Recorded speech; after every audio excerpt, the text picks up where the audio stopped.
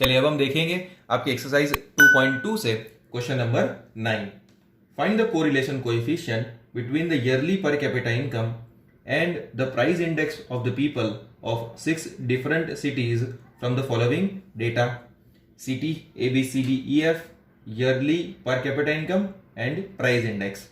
जो first row है city की, उसके बाद में जो फर्स्ट रो सेकंड रो आ रही है ईयरली पर कैपिटा इनकम की, वो हमारे लिए बन जाएगा एक्स वेरिएबल, और प्राइस इंडेक्स जो थर्ड रो है वो हमारे लिए बन जाएगा वाई वेरिएबल।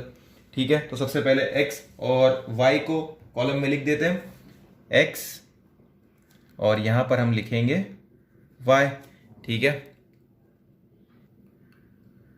तो देखिए यहां पर मैंने लिख दिया है एक्स वेरिएबल और वाई वेरिएबल पूरा। अब ये पूरा एक्स कॉलम का हम टोटल करेंगे तो टोटल इसका आएगा 2,06,000। आपको कैलसी पर ही करना है, 2,06,000। ठीक है, कैलसी पर करके आपको चेक करना है कि 2,06,000 बराबर है या नहीं। उसके बाद में वाई वेरिएबल का समेशन करेंगे हम, तो इसका आंसर आएगा 980। तो 980 है हमारा सिग्मा वाई। सबसे पहले हम क्या करते हैं, एक्स बार और वाई बार को कैलकुलेट करते हैं। तो X bar equals to sigma X upon N, Y bar equals to sigma Y upon N. Sigma X की जगह पर हम लिख देंगे 2,06,000 अपॉन एन जो है वो हमारा है 1 2 3 4 5 एंड 6। तो 6 नंबर ऑफ ऑब्जर्वेशन है, यहां पर भी हम 980 अपॉन 6 कर देंगे। जब 2,06,000 डिवाइड बाय 6 करेंगे कैलसी पर तो आंसर आएगा 34,333.33 और यहां पर आंसर आएगा 163.33। देखो अब एक्स बार और वाई बार फ्रैक्शन में है और values of X and Y are very large. तो अब हम कौन सा फॉर्मूला अप्लाई करेंगे, यूवी का ही फॉर्मूला अप्लाई होगा। तो यूवी का फॉर्मूला आपको पता ही है, चलो बोलो मेरे साथ में, N sigma UV minus sigma you into sigma we upon under root N sigma you square minus sigma you the whole square multiplied by N sigma we square minus sigma we the whole square. ठीक है, तो ये formula हमने लिख दी। अब ये formula की जो जो वैल्यूज है वो वैल्यूज हमें डिराइव करनी है। तो सबसे पहले हम यहां पर लिख देते हैं यू इक्वल्स टू क्या होता है, X minus A. U equals to क्या है, एक्स माइनस ए। अब यहां से हम कोई भी वैल्यू को ए अज्यूम कर सकते हैं। तो यहां पर से मैं ए अज्यूम कर रहा हूं 30,000। मैं यहां पर ए अज्यूम क्या कर रहा हूं, ए इक्वल्स टू 30,000। ठीक है, तो अगर देखो मैं x माइनस ए करूंगा 32,000 माइनस 30,000 तो कितना आएगा 2,000, और v का आंसर भी इस तरीके से ही कुछ आएगा। और जब 2,000 का मल्टीप्लीकेशन होगा, यहां पर से फॉर एग्जांपल 5 आंसर आ रहा है, तो 2,000 मल्टीप्लाइड बाय 5 10,000। तो वैल्यूज कितनी बड़ी हो रही है आपको समझ में आ रहा है। और मुझे u स्क्वायर का कॉलम भी चाहिए होगा, तो 2,000 का भी स्क्वायरिंग करना होगा, तो वैल्यूज बहुत ज्यादा बड़ी हो जाएगी। हम यहां पर देख सकते हैं कि जो x वेरिएबल दिया हुआ है यहां पर वो 10,000 से, वो सॉरी 10,000 नहीं 1,000 से डिविजिबल है। किससे डिविजिबल है, 1,000 से। ये सारी वैल्यूज 1,000 से डिविजिबल है। तो हम ये यूवी फॉर्मूला में थोड़ा सा एक लेवल अप करेंगे। कैसे, u equals to x minus a हम करते हैं डिवाइड बाय सी एक्स। क्या लिखेंगे, सी एक्स, ताकि वैल्यू क्या हो जाए छोटी। और सी एक्स पर हम क्या अज्यूम कर रहे हैं, 1,000। क्या अज्यूम कर रहे हैं, 1,000। ये 1,000 क्यों अज्यूम किया गया है, क्योंकि ये जो x वेरिएबल है वो 1,000 से डिविजिबल है। सारी की सारी वैल्यूज 1,000 से डिविजिबल है। अब देखो 32,000 x है माइनस a 30,000, तो आंसर आएगा आपका 2,000। नाउ 2,000 को डिवाइड करेंगे 1,000 से, जो हमने cx अज्यूम करके रखा हुआ है। तो 2,000 डिवाइड बाय 1,000 कितना आ जाएगा अपना 2। कितना आंसर आ जाएगा 2। अब वैसे ही हम v की तरफ जाते हैं, v equals to Y minus ए।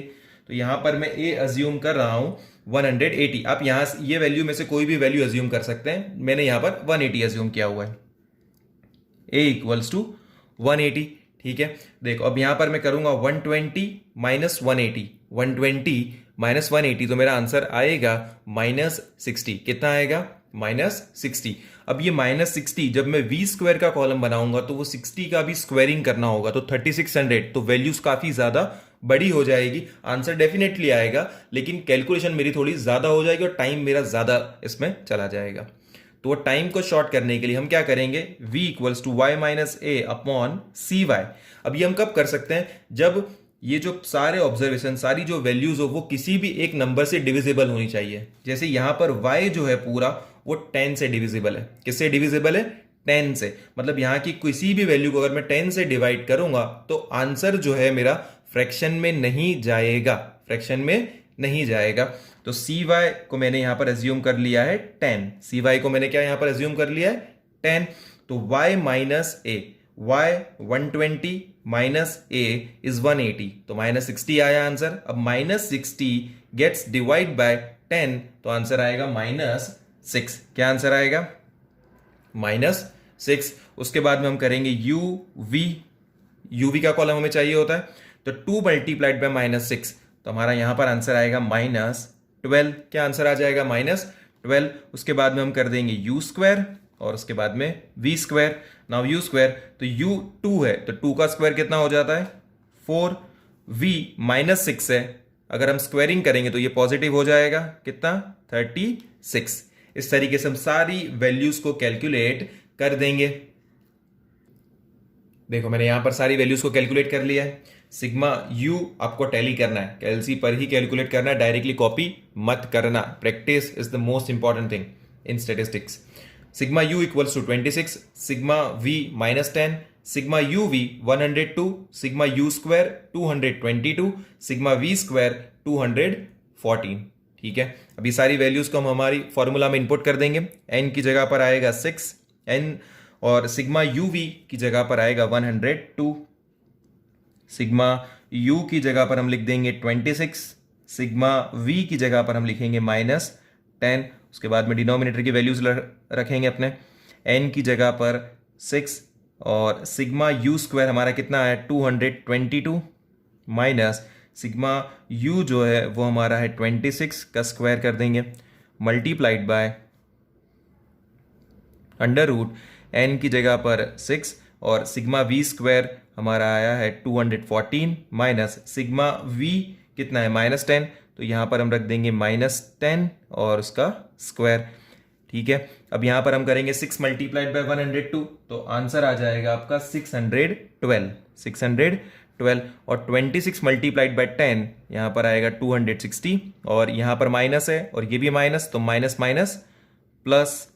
उसके बाद में डिनोमिनेटर पर आते हैं हम, 6 मल्टीप्लाइड बाय 222, आंसर आ जाएगा 1332, माइनस 26 का स्क्वायर होता है 676, multiplied by under root 6 multiplied by 214 आएगा आंसर आपका 1284, और 10 का स्क्वायर होता है 100।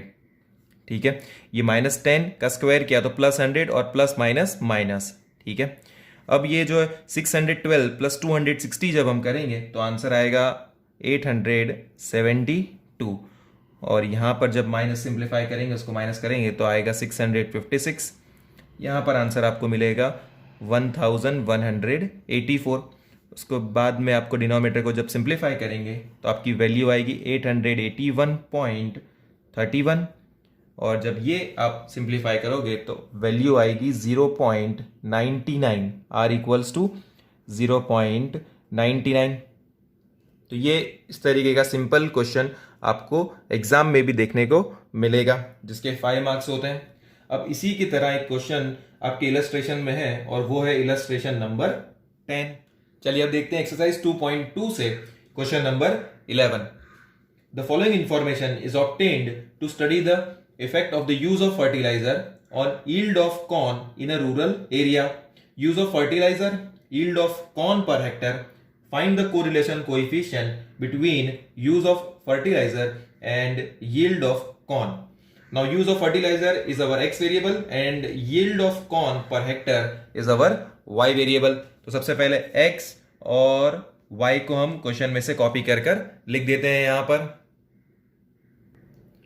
देखो यहाँ पर मैंने x और y की वैल्यू क्वेश्चन में से लिख दी है। अब हम कैलकुलेट करेंगे x बार y बार। उसके लिए हमें x कॉलम और y कॉलम का टोटल करना होगा, जिससे हमें सिग्मा x और सिग्मा y मिलेगा।